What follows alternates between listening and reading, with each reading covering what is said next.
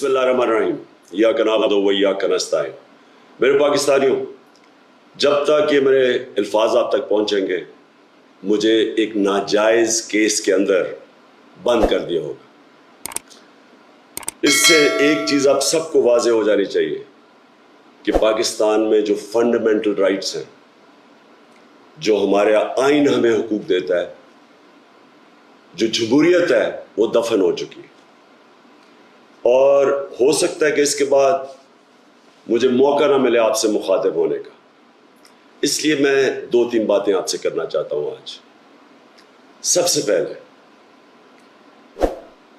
पाकिस्तान की जो कौम है वो मुझे 50 साल से जानती है। मैं पब्लिक में 50 साल से हूं। कभी मैंने ना पाकिस्तान के आइन के खिलाफ किया हूं, ना मैंने कभी पाकिस्तान का कानून तोड़ा है।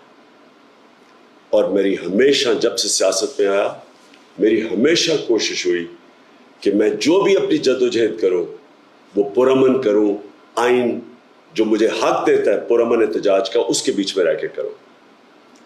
आज ये जो किया जा रहा है, ये इसलिए नहीं किया जा रहा कि मैंने कोई कानून तोड़ा है, ये सिर्फ इसलिए किया जा रहा है कि ये चाहते हैं कि मैं जो हकीकी आज़ादी की तहरीक है इससे पीछे हटूं।